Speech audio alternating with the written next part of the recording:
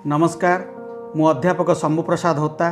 सावित्री व्रत भली एक पवित्र दिन में सावित्री व्रतर महात्म्य संपर्क में आपण मान निकट में किसी तत्व तथा तथ्य उपस्थापन करी।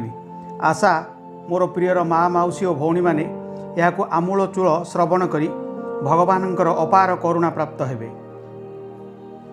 नारी जुगे जुगे बंदनिया एक निर्दिष्ट बयस सीमार पदार्पण कलापर से जेतेबेले विवाह बंधन रे बांधी होई पड़े से समय रे से निजकु 100% नहेले मध्य किछि परिमाण रे भगवत चिंताधारा रे उद्बुद्ध करि देई थाए। सामाजिक चलणी तथा रीतिनीति को आदरी नहीं से समाज रे प्रचलित अनेक गुड़ी ओषा और व्रत पालन करिथाए। ओडिया घरर सधवा बोहू माने पालन करुथुबा विभिन्न ओषा और व्रत मध्यरु सावित्री व्रत अन्यतम अटे। यह सधवा नारी मानकर एक मुख्य व्रत अटे। यही व्रतरे महासती सावित्रींकर सतीत्वर पवित्र पराकाष्ठा प्रदर्शन होइछि। निजर सतीत्व जोगु सावित्री किपरि निजर मला स्वामीर जीवंत शरीर को कौशल क्रमे जंतुपति जमराजांक कबलरू छड़ाई आनिबाकु सक्षम होई पारिथिले ताहा सावित्री व्रत कथारे अति प्रांजल भाव में वर्णना करा जायछि। कथा अनुसार ज्येष्ठ मास कृष्ण पक्ष अमावास्या तिथि रे सावित्री व्रत ओडिशार समस्त सधवा नारी पालन करिथांती। एही दिन अन्य राज्य मानकरे बट सावित्री पूजा भाव में नारी माने बरगछ को पूजा करती। बरगछ परी सेमानकर स्वामी माने मध्य शतायु होन्तु बोली मानसिक स्तर में व्रत धारण करी से माने एही व्रत पालन करती। किंवदंती अनुसार अश्वपति नामक जड़े राजा अवनी मंडल रे अत्यंत दयाशील धर्मपरायण उत्तम प्रजावत्सल भाव में ख्याति थिले, किंतु कौनसी संतान संतति नथिबा जोगु से सबुबेले विरस बदन रे रहुथिले। किछि दिन परे जड़े विशिष्ट ऋषिंक ठारू लक्ष्मी नारायण को आराधना करने द्वारा संतान प्राप्तिर आशा नहीं अत्यंत निष्ठार सहित मंत्र जपरे निमग्न हेले।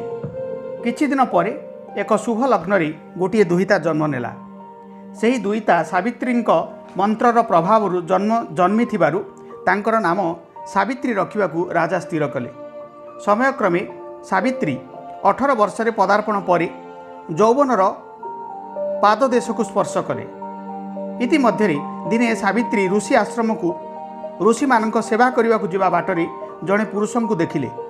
अतीतरे स्वप्न रे मध्य केबे पुरुष मुख देखि नथिबा सावित्री से सुंदर पुरुष को देखि विमोहित होई चक्षु फेराई पारिले नाही। यही पुरुष जनक हेउछंती अवंती नगरर राजा दिमोत्सेनक एकमात्र पुत्र सत्यवान।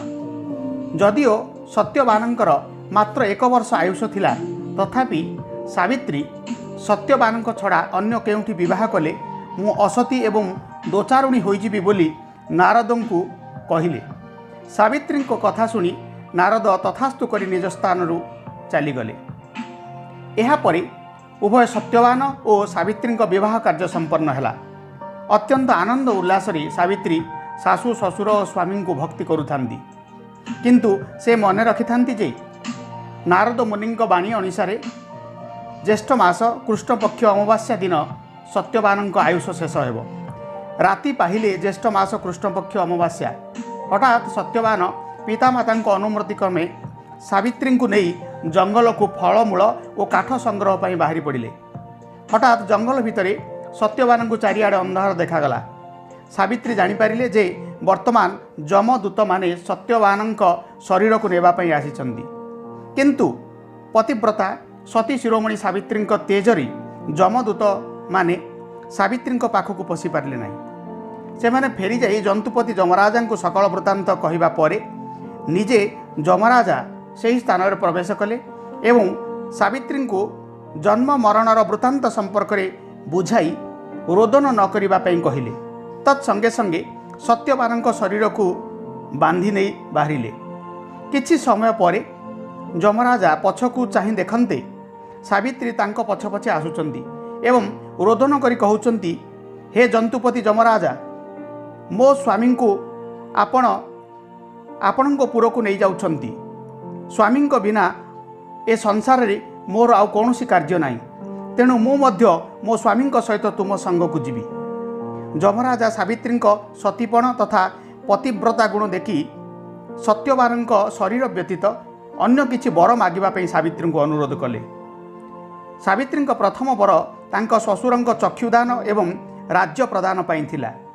सावित्री द्वितीय वररी तांको पितांको पुत्र पाई थिला। सेहीपरि सावित्री तृतीय वर सत्यवानଙ୍କ परि तांकर शतपुत्र हेउ बोली थिला।